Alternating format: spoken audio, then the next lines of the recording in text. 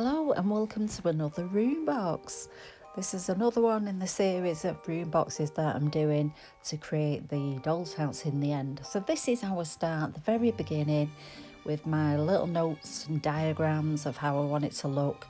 What I do is I get the story, get the details out of it, what I need, and then draw a diagram of the room and how I think it should look. So this is going to be a Victorian kitchen. So I'm just figuring out exactly what I need, what things I need to make, going through my list, right, what can I make today, what can I start today, and that's it basically for now.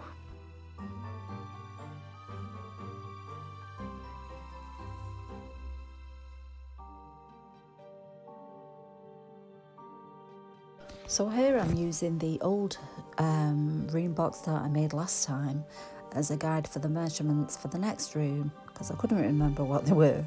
So here I am measuring it up, and then this will be my guide for this new room box.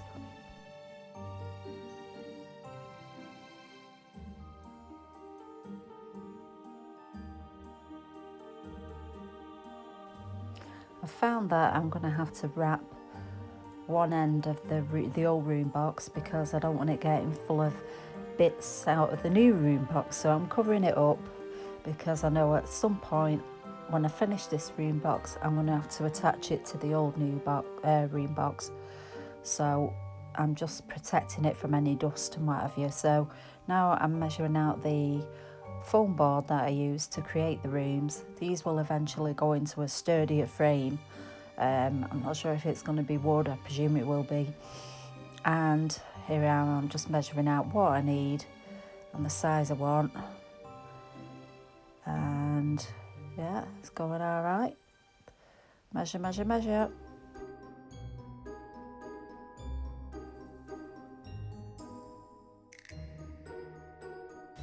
I find that I do have to make a note of what's the front, what's the back, and write it down on the piece, because when you putting them down, picking them up, putting them down, picking them up, you do forget which part is which. So I just like to make a note of it.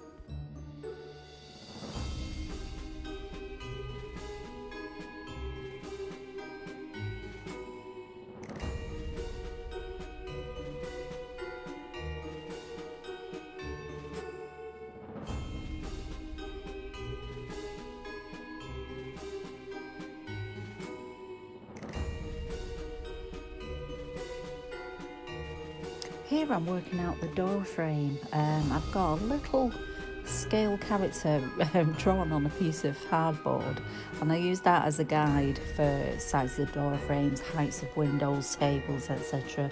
So that's the door frame going in that will eventually lead to the living room or drawing room or whatever the next room box is going to be.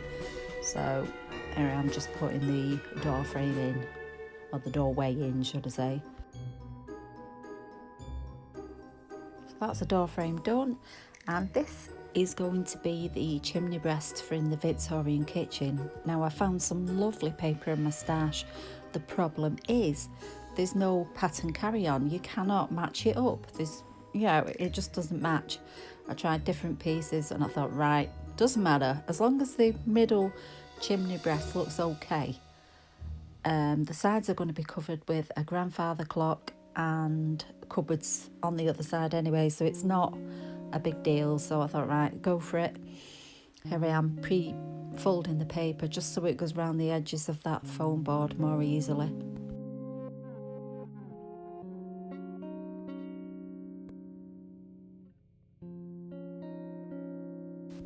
I use Pritt stick or any sort of dry glue really to glue this paper onto the hardboard, because if you do use wet glue it will just seep through and wreck the pattern on the front. It will just like make the ink run, which is fine if that's what you want. If you want a room that looks damp, it's a brilliant technique, but I don't on this one, so it's the Pritt stick all the way, and it does a great job actually. So get it on, and then it's a case of smoothing it down and getting it right round the curves of the chimney breast.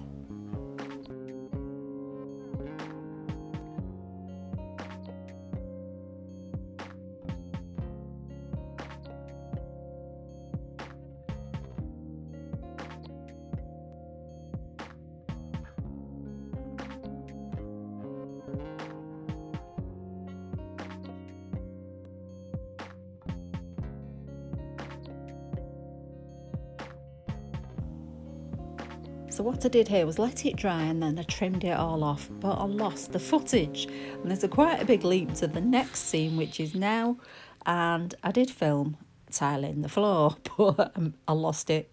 So here it is anyway. You've not missed much. I stuck on squares of some nice cardboard, but smooth, because the floor is a stone floor, well, like a flagstone floor. And the hole in the floor there is where the murder victim is going to go, in this murder room box.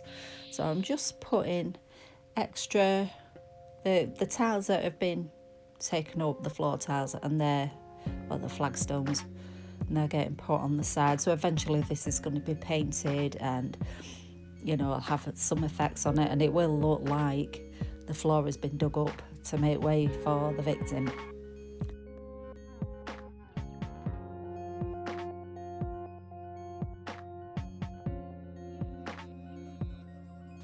So great, it's looking good so far.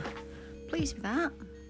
So this is the grandfather clock that I made for the alcove to the left of the chimney breast, and I made an iron which will go on the fireplace. It's like a fireplace you would cook in and all the rest of it.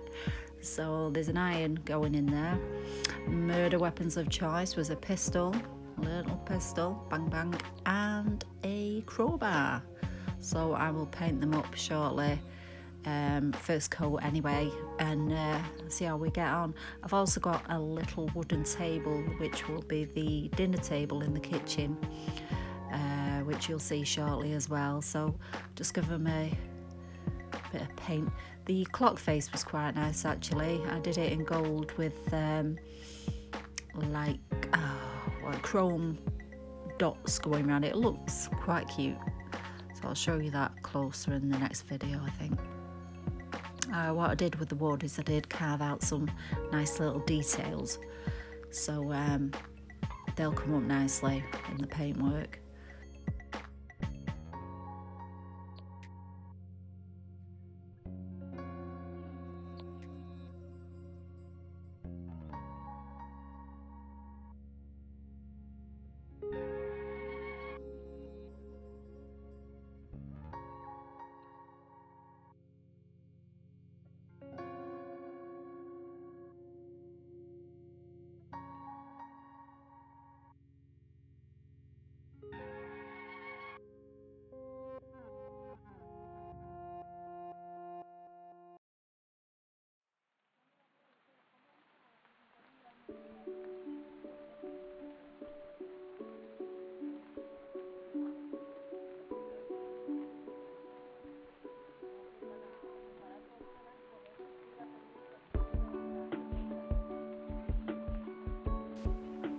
There we are. The colour's quite nice actually. I thought I'd match it to the clock. It's like a walnut-y kind of colour. It's quite nice.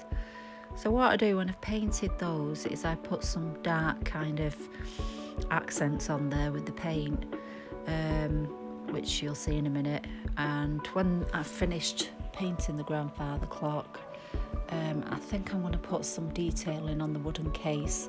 It's not going to be anything fancy because it wasn't for a fancy room. It was just a clock for in the kitchen, you know, a Victorian clock. So yeah, it should look alright. So that's the last of the coat going on the table. And as I say, I'm going to just put my finger in some black paint and just drag it over the table and the clock, and it gives a nice effect.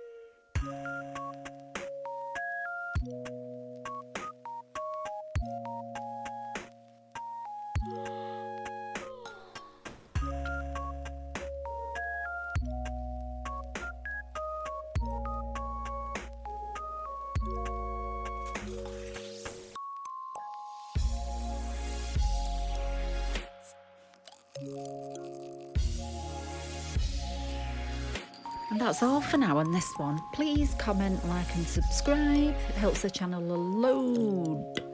And I will see you very soon on the next part of the murder room box. Thanks for watching. Bye now.